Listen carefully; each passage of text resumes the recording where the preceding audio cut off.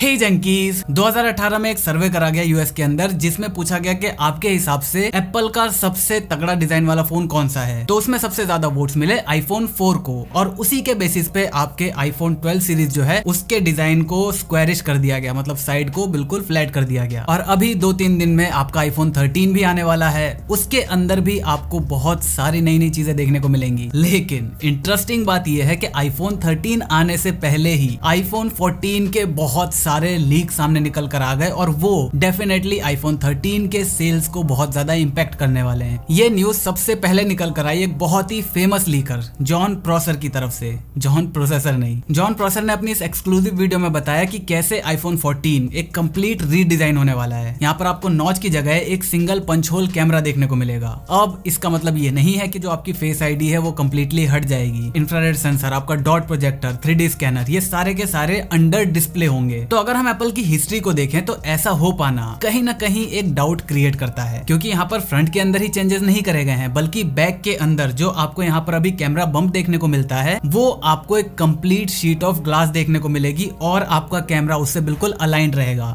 Just like iPhone 4। तो last time Apple ने जब इतना बड़ा जंप लिया था वो था आईफोन 8 और आईफोन 10 के बीच, और वो भी तब जब एप्पल की 10वीं एनिवर्सरी थी। तो यहाँ पर एक तो नॉच हटाना, दूसरा जो डेडिकेटेड हार्डवेयर है उसको अंडर डिस्प्ले देना, ये दोनों ही बातें बहुत ज्यादा बड़ी हैं अगर हम एप्पल की हिस्ट्री को देखें तो। यहाँ पर अगर हम आईफोन 12 से आईफोन 13 के अंदर देखें तो आपको वहां पर फेस आईडी 2.0 देखने को मिलेगा। इसका मतलब आपके फेस आईडी के जो सेंसर्स हैं उसको अपग्रेड करा जाएगा। दूसरा, आपको ये जो नॉच है वो आपको थोड़ी छोटी देखने को मिलेगी, और तीसरा, आपकी जो फेस आईडी है वो थोड़ी सी और फास्ट हो जाएगी। तो अगर हम आईफोन 10 से आईफोन 12 तक देखें तो 3 जनरेशन हो चुकी है और इसके अंदर फेस आईडी में कोई भी tech related, hardware related upgrade नहीं करा गया है, सॉफ्टवेयर रिलेटेड अपग्रेड ही करे गए हैं, और जो कैमरा है आपका उसकी वाइटनेस को थोड़ा सा बढ़ाया गया है बस। दूसरा रीजन क्या है कि भाई हमें लगता है कि नहीं यार ऐसा हो पाना थोड़ा मुश्किल है, वो है कि एप्पल अपनी जो डिजाइन साइकिल है उसको 3 साल का रखता है। आईफोन X, XS और आपका आईफोन 11, ये तीनों राउंड एज वाले थे, लगभग सेम, केवल यहाँ पर कैमरा बम को बदला गया था। आईफोन 12 के अंदर फ्लैट डिजाइन लाया गया है, आईफोन 13 के अंदर फ्लैट डिजाइन आएगा, आईफोन 14 के अंदर भी फ्लैट डिजाइन आएगा। लेकिन अब क्योंकि चेंज अगर होता तो वो 12 के अंदर ही हो जाता, तभी 12, 13 और 14 इसमें आपको सेम पैटर्न देखने को मिलता। लेकिन यहाँ पर अभी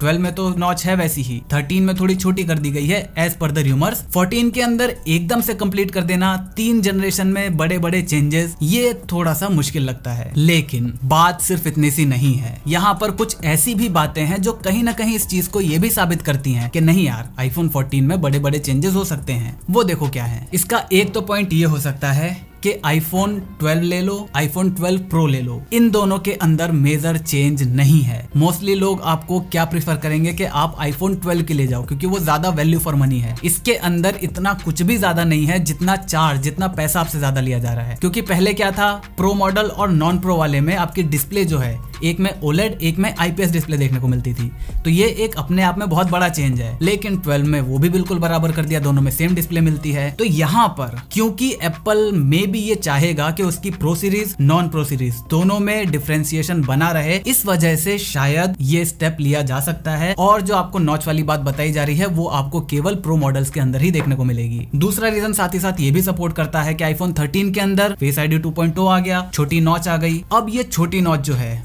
वो आपके नॉन प्रो वाले सीरीज के अंदर कंटिन्यू रहेगी। तो एक तो आपका जो नॉच है वो कम भी हो गई, दूसरा आपके नॉन प्रो और प्रो मॉडल के अंदर डिफरेंशिएशन भी आ गया। इसके बाद तीसरा रीजन ये हो सकता है कि एप्पल को मे बी ये हिट हो गया कि वो कंपटीशन से कितना ज्यादा पीछे चल रहे हैं। देखो, अगर मैं पहले एप्पल इवेंट्स की बात करूं तो वहां पर एप्पल सिर्फ अपने प्रीवियस जनरेशन से ही कंपैरिजन किया करता था, जैसे उनका नया वाला आईफोन पिछले से कितना फास्ट है, कितनी ज्यादा मेमोरी है, कितना क्या एडवांस है। A10 Fusion 40% faster than the A9 chip in the iPhone 6s and 6s Plus. लेकिन पिछले कुछ इवेंट्स आप देखोगे तो वहां पर एप्पल डायरेक्ट अपने एंड्रॉइड कॉम्पिटिटर के साथ कंपेयर करता है।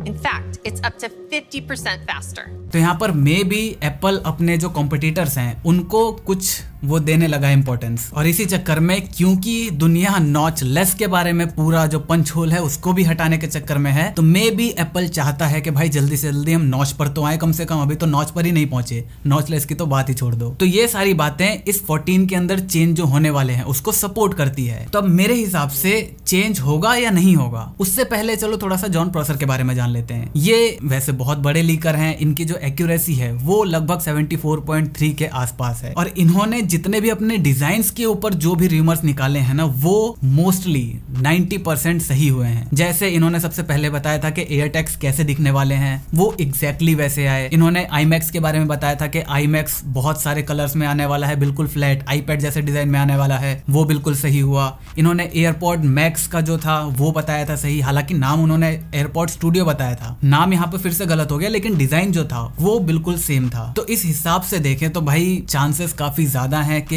ये जो लीक्स हैं वो सही भी हो सकती हैं। अब यहाँ पर ये आईफोन 13 के सेल्स को कैसे इंपैक्ट करेगा, तो यहाँ पर जितने भी लोगों के पास इस तरह का नॉच वाला मॉडल है आईफोन एक्स और उससे ऊपर का, वो अगर आईफोन 13 में जंप करता है तो उसको क्या चेंज देखने को मिलेगा। एक आपका रिफ्रेश रेट, अब मेरे हिसाब से एप्पल यूजर रिफ्रेश रेट को इतना ज्यादा वो नहीं देगा, अभी तक भी काम चल रहा था ना। दूसरा आईफोन 13 के अंदर आपको नॉच स्मॉल मिलेगी, तो इसके लिए मैं ये चीज पक्का कह सकता हूं कि अगर आप इस फोन से 12 सीरीज से 13 पे जाओगे, आपको मैक्स टू मैक्स 1 घंटा 2 घंटा आप अगर उसको यूज करोगे ना, तो आप ये भूल जाओगे कि जो फोन आप यूज कर रहे हो उसकी नॉच स्मॉल है। साथ ही साथ यहाँ पर एक दूसरे लीकर भी हैं, मिंची कुओ, उन्होंने भी बताया है कि आईफोन 14 सीरीज के अंदर आपको कैमरे में भी अपग्रेड देखने को मिलेगा, सेंसर के अंदर। आईफोन 13 में आपको अभी भी शायद, पक्का नहीं है, शायद 12 मेगापिक्सल का ही सेंसर देखने को मिलेगा, लेकिन 14 के अंदर आपको अपग्रेडेड 48 मेगापिक्सल का मेन सेंसर देखने को मिलेगा, जो कि 8K रिकॉर्डिंग भी कर पाएगा। तो बेसिकली कहने का मतलब ये है कि आईफोन 14 के अंदर बहुत सारी ऐसी चीजें हैं जो चेंज हो सकती हैं, और ये बातें सेंस भी बना रही हैं। तो अल्टीमेटली अगर आप मुझसे पूछोगे तो मैं आपको सिर्फ यही रिकमेंड करूंगा कि अगर आपके पास इवन आईफोन 10 भी है तो भी आपको वेट करना चाहिए, क्योंकि मैं भी आईफोन 6s यूज कर रहा हूं एक रिव्यू बनाने के लिए, तो वहां पर मुझे इतना कोई ड्रास्टिक चेंज देखने को नहीं मिल रहा आईफोन 12 में और आईफोन 6s में।